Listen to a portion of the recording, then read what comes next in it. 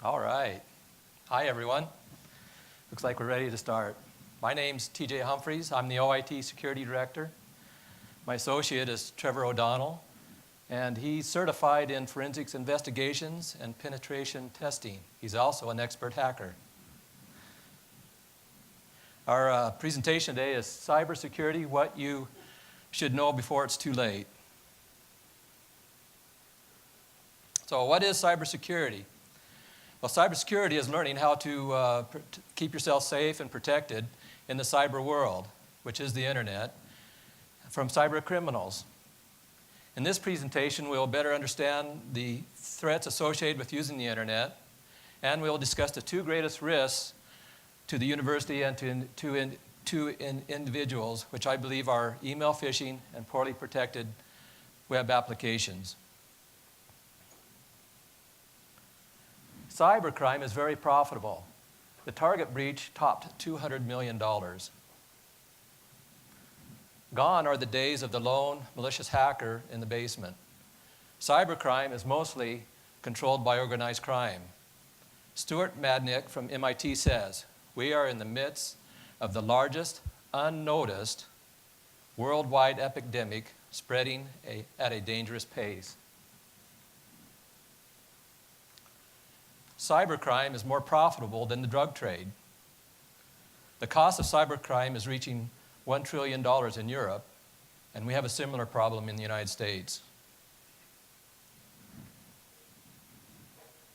Universities are not immune. Our friends to the north, their data breach cost them close to $3.3 million, even though no records were actually stolen. This was the cost to notify their users and clean up the mess. Identity theft, as individuals, is our greatest risk, and the number of victims has grown exponentially. If you look at the numbers here, in 2011, there were close to 280,000 victims. By 2013, that had mushroomed to close to 12 million victims, with an average financial loss of $5,000. And I read a story where a man spent 5 years and $50,000 to clean up his identity and credit. They want our login IDs and passwords to steal money from our banks, intellectual property, sensitive research, and personal information. How many of you have been victims or have been impacted by cybercrime? I would expect that every one of us has received spam. Think about it. You may have been one click away from financial disaster. Phishing is an advanced form of spam that involves social harvesting. It often has a malware payload or a Trojan, and they target their victims and then send them convincing emails. We've had several successful examples here at BYU of targeted phishing, and we've had over 100 victims. Oh, just a minute. I need to check my email.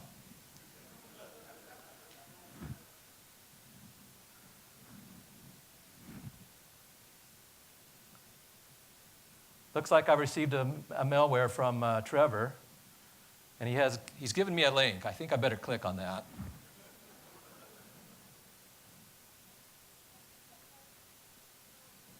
Oh, it looks like he wants a new malware removal tool.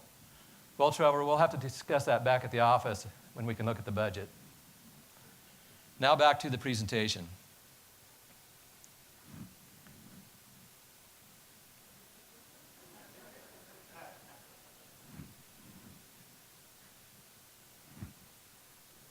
Maybe.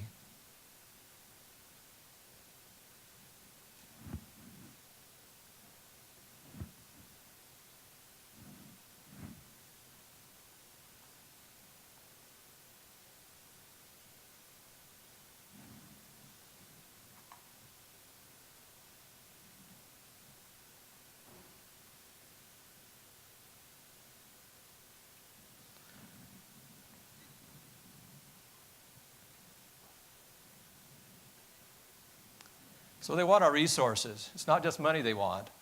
They want our email. They want to use our network. They want to use our disk space. and they want to use our web pages. And higher education is targeted because it's typically an open network environment.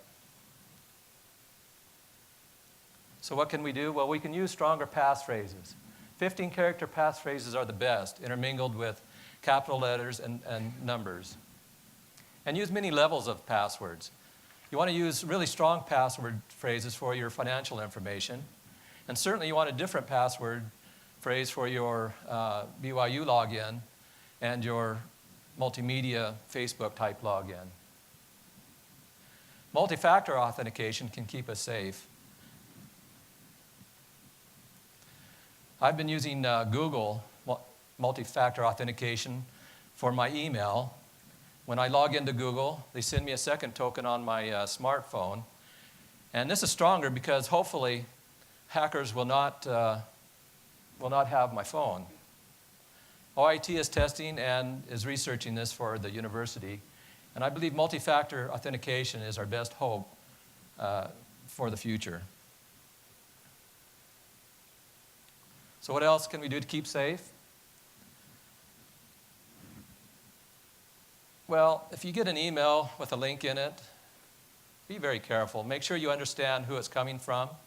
And if there's any doubt at all, don't click on it. It's just not worth the risk. And often they'll entice you with free stuff. It's just not worth the risk of losing your identity. So be very careful. And of course, keep your antivirus up to date. And it's just as important to keep your other applications up to date. I use Sakuna PSI. It's a freeware app that lists all my applications and tells me if my apps are up to date or not. It's a useful tool. Monitor your statements regularly.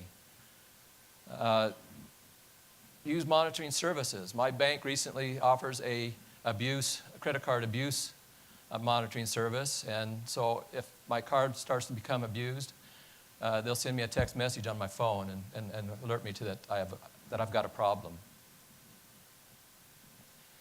It's important to stay vigilant, stay informed. Understand the most recent malware that's going on. CryptoLocker is a recent ransomware Trojan that encrypts the hard drive. To get your hard drive unencrypted or decrypted involves paying a ransom fee to the criminal. It's important to be ever vigilant. The ISC Stormcast has a daily security update that everyone can access. For the university, poor web application design is, in my opinion, the second greatest cyber risk that we face. Let us help you protect your web applications.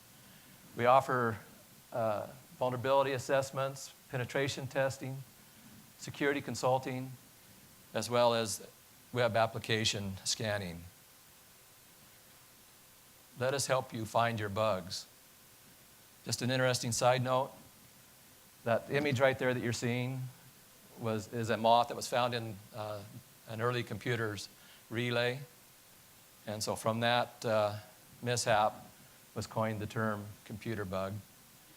So now I'll turn the time over to my associate and let him explain his activity. So what you just witnessed was what we term in the security industry a session hijacking attack. What I leveraged was two particular vulnerabilities, a social vulnerability using a spear phishing attack at TJ. Though I did send that from my email address, it is pretty trivial to make an email look like it's coming from just about anybody you want. As far as he could tell, that link took him to a cartoon. It was funny, great. Yeah, Trevor sent me a cute cartoon. But what he didn't see in the background was it was actually directing him to that script that I injected through a cross-site scripting vulnerability in his web page. That script stole his session cookie, sent it to a web page that I controlled so that I could take it, put it in my browser, and then log into his system as him without his password. It's very common. Both those vulnerabilities happen a lot here at BYU. We find cross-site scripting in a lot of web apps on BYU. So our talk is titled Cybersecurity, What You Should Know Before It's Too Late. Well, what you need to know before it's too late is what vulnerabilities you have in your systems. Give us a call, let us come, and test them out before the bad guys do. Thank you.